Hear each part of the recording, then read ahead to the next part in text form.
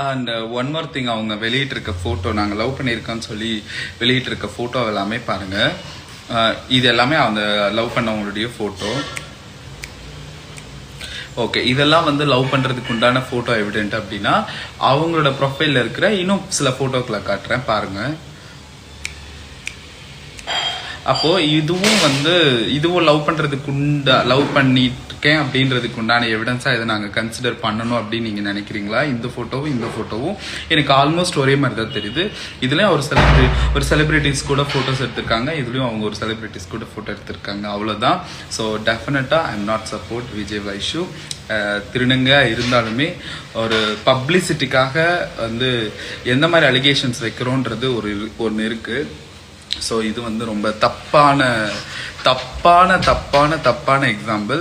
ஒருவேளை இதே மாதிரி நாளைக்கு உண்மையாக ஒரு திருநங்கையை லவ் பண்ணி ஒரு பையன் ஏமாத்துறான் அப்படின்ற ஒரு சூழ்நிலைக்கு வந்து யாரும் ஆதரவு கொடுக்க மாட்டாங்க. உங்களை பற்றி விசாரிச்சாலோ இல்லை இந்த கேஸை சீரியஸாக எடுத்து காவல்துறை விசாரிச்சாங்க அப்படின்னா எல்லாமே வெளியே வரும். இப்போ உங்ககிட்ட எவிடென்ட் இல்லாமல் இருக்கலாம், நீங்கள் டெலீட் பண்ணிருக்கலாம், வாட் எவர் சிட்டி என்ன வேணாலும் இருக்கலாம். ஆனால் காவல்துறை நினச்சி இதை எடுத்து விசாரிக்கணும்னு சொல்லி விசாரிச்சாங்க அப்படின்னா நீங்கள் பேசின கால் ரெக்கார்டில் தான் இருக்கும். நீங்கள் டெலீட் பண்ண வாட்ஸ்அப் ஹிஸ்ட்ரி எல்லாமே ஹிஸ்ட்ரியாக தான் இருக்கும். ஸோ